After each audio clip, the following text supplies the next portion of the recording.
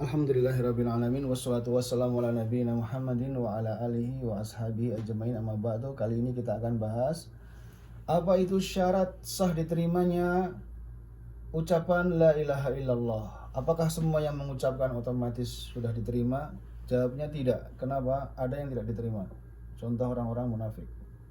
Mereka mengatakan la ilaha illallah tapi tidak diterima oleh Allah Subhanahu wa taala. Dari sini para ulama mengumpulkan dalil-dalil apa saja syaratnya supaya kalimat ini diterima di sisi Allah Subhanahu wa taala. Syarat yang pertama ada dalil dari Al-Qur'an atau dari sunnah, maka para ulama menjelaskan yang pertama adalah al-ilmu.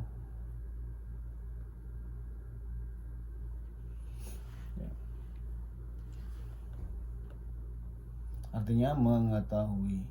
Allah Subhanahu wa taala berfirman, "Fa'alam annahu la ilaha illallah." Ketahuilah olehmu bahwasanya tidak ada sembahan yang hak kecuali Allah. Itu mengetahui maknanya dengan benar.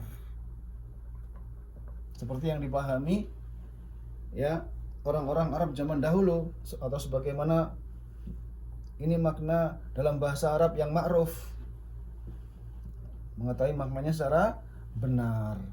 Dan Rasulullah juga sallallahu alaihi wasallam bersabda, "Man mata wa huwa ya'lamu annahu la ilaha illallah dakhalal jannah." Siapa yang mati dia mengetahui bahwasanya tidak ada sesembahan yang hak kecuali Allah, masuk surga.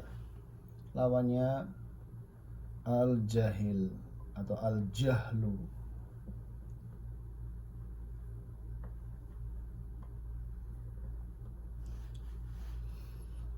Al-jahlu yaitu tidak tahu. Dia tidak tahu, atau dia merasa tahu tapi sebenarnya dia tidak tahu. Ya, merasa tahu tapi tidak tahu. Jahil murakkab, dia merasa tahu padahal salah maknanya. Nah, ini hati-hati. Jadi kita sudah belajar makna yang benar pada pertemuan yang lalu. Yang kedua, al-yakin. Harus yakin, nggak boleh ragu-ragu. Lawannya asyak. Syak ini ragu-ragu.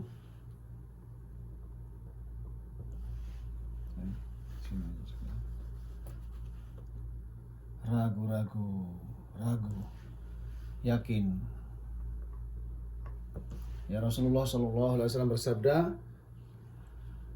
"Man lakita min wara'i hadzal haid," kepada Abu Hurairah ini.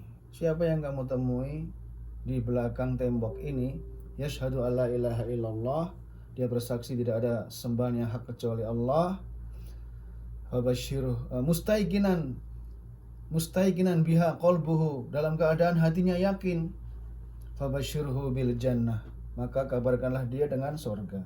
Ini hadis riwayat Muslim juga. Kemudian yang ketiga, al-ikhlas.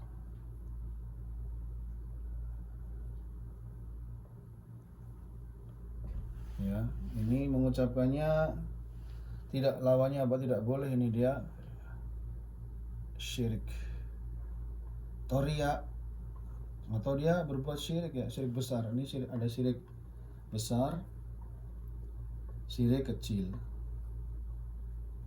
Dan dia mengucapkan dalam keadaan riya misalnya, nah ini nggak diterima karena untuk riya. Atau dia mengucapkan ini tapi dia berbuat syirik besar. Apa saja syirik besar? Berdoa kepada selain Allah, nazar selain Allah, kemudian kurban, menyembelih untuk selain Allah. Ini ya, ini termasuk syirik-syirik besar.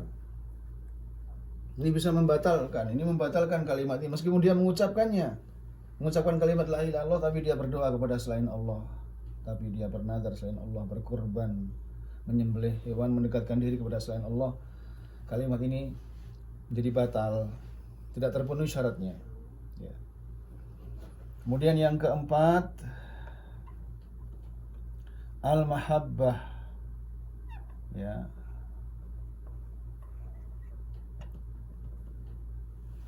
Cinta. Ini ikhlas. Mahabbah ya, ini seorang bagaimana? mesti dia cinta kepada Allah. Ya, lawannya al bughdu atau al kurhu, bisa juga benci. Kenapa ini di sini? Karena ada orang-orang kafir Quraisy. Ketika itu Allah katakan mereka itu apa? Mereka cinta kepada Allah, tapi juga mereka cinta kepada sembahan-sembahan mereka. Ini membuat mereka menjadi ya, seorang yang dikatakan kafir dan musyrik, membuat tandingan bagi Allah. Maka dituntut seorang yang telah mengucapkan la ilaha ini cintanya hanya kepada Allah. Cinta kepada sesembahannya hanya Allah Subhanahu wa taala. Allah Subhanahu wa taala berfirman, "Wa minan nasi may yattakhidhu min dunillahi andada yuhibbunahum ka hubbillah walladzina amanu asyaddu hubban lillah." Dan di antara manusia ada yang mengambil selain Allah sebagai sembahan tandingan-tandingan bagi Allah. Mereka mencintai sembahan-sembahan itu seperti mereka mencintai Allah. Jadi mereka mencintai, di situ ada rasa cinta kepada sembahan-sembahan. Ada cinta kepada Allah, di saat yang sama dia cinta kepada sembahan-sembahan. Nah ini, karena itu seorang mukmin yang beriman dia dituntut untuk benar-benar dia sebagaimana firman Allah dalam surat Al-Baqarah, walladzina amanu asyaddu hubban lillah. Adapun orang-orang yang beriman amat sangat besar cintanya kepada Allah. Dan di sini justru dia memiliki sikap apa? Benci kepada sembahan-sembahan yang selain Allah. Ini dia harus punya, ini nanti insya Allah ada di surat yang ke-8. Ada ulama yang menambahkan ke-8.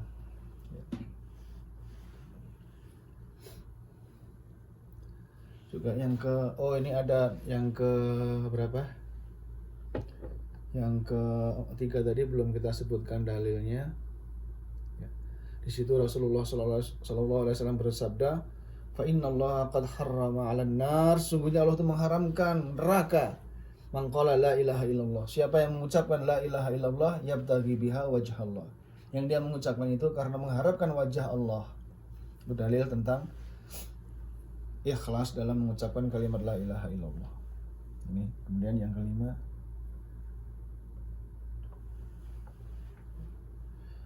dan juga as-sidqu, jujur.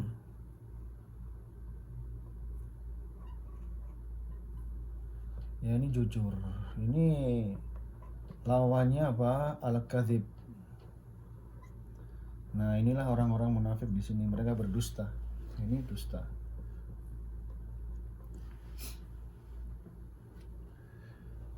Ya. Ada di sini ya, Nabi SAW bersabda, "Ma min ahadin."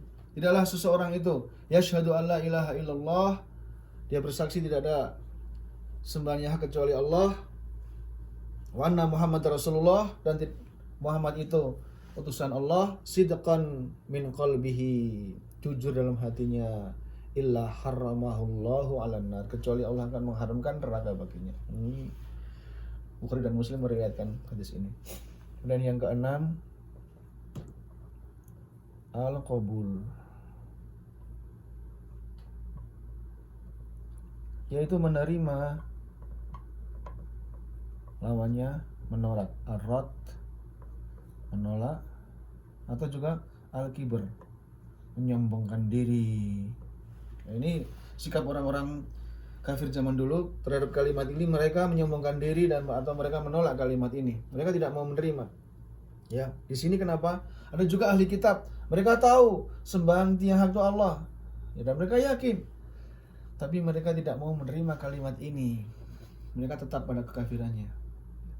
Allah Subhanahu wa taala berfirman dalam surat As-Saffat misalnya, "Innahum kanu idza qila lahum la ilaha illallah yastakbirun." Sungguhnya mereka jika dikatakan la ilaha illallah mereka menyombongkan diri. Orang-orang kafir zaman dulu. Yang ketujuh,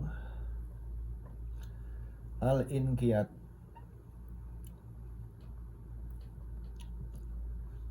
itu artinya tunduk, patuh.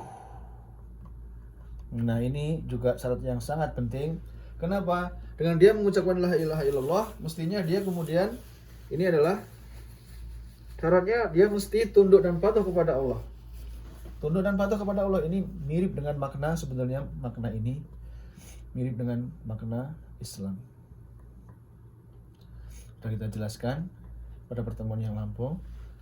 Ya, apa Islam itu? Islam itu tunduk dan patuh, menyerah, berserah diri kepada Allah. Ini juga semisal ini. Makanya makna Islam yang kemarin itu ditambahkan ya, al-istislamu bitauhid, berserah diri kepada Allah dengan mengesahkannya, wal inqiyadu bitta'ah, itu dijabarkan lagi detailnya. Ada ulama menjabarkan lagi detailnya, al inqiyadu bitta'ah, dan dia tunduk patuh bitta'ah dengan penuh ketaatan. Ini konsekuensi dan syarat dia harus menjadi hamba yang tunduk dan patuh kepada Allah. Jangan dia mengucapkan la ilaha illallah tapi dia tidak patuh kepada Allah. Ya, ini lawannya at-tark. Ya. Yaitu meninggalkan perintah Allah. At-tark. Atau arad juga bisa, sama dengan ini, arad, menolak, arad, at-tark, meninggalkan perintah Allah. Ya. Ini yang terjadi pada iblis. Ya, iblis ini tidak melakukan syarat yang ke-6 dan ke-7. Dia itu mengetahui tidak sembahnya kecuali Allah. Bahkan dia beribadah bersama para malaikat. Dia di atas sana, di atas langit, menyembahnya kepada Allah ketika itu. Dia yakin, dia ikhlas. Ya, dia betul-betul cinta kepada Allah. Tapi dia itu tidak mau tunduk dan patuh kepada Allah. Dia melanggar syarat yang ke-7. Ini iblis. Siapa yang melanggar ini? Ini yang dilakukan oleh iblis. Melanggar syarat yang ke-7. Jadilah dia menjadi kafir. Karena melanggar yang ke-7 ini. Karena itu penting sekali bagi kita ya, bukan hanya sekedar ucapan tapi juga ini seorang yang sudah mengucapkan mesti dia tunduk dan patuh, penuh ketaatan. Tunduk patuh dengan taat kepada Allah. Kemudian yang ke-8 ada yang menambahkan, para ulama diantaranya Syekh bin Bas ya, untuk lebih menegaskan lagi ya, beliau mengatakan di sini ada al-kufru atau al-kufron. Ini lebih lagi kufur, berlebih-lebihan ini. Bisa al-kufru, bisa al-kufron. Al-kufron bima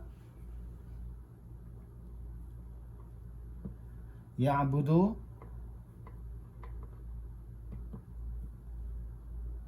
min dunillah.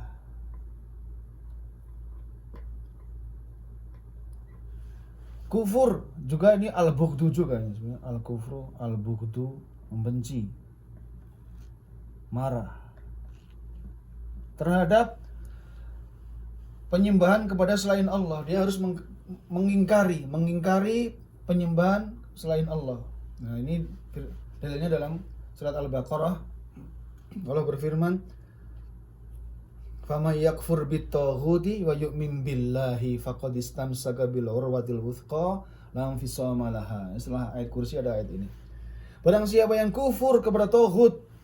Ya, apa itu? Penyembahan yang selain Allah itu taghut. Min dunillah ini apa? Taghut. At-taghut.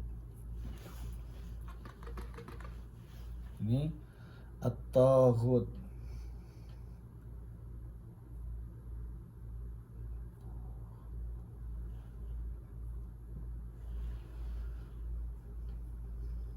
Ya. Taghut ini yang selain Allah. Faman yakfur bit-taghuti wa yu'min billah. Siapa yang kufur kepada taghut, ingkar kepada taghut, wa yu'min billah, dan dia beriman kepada Allah.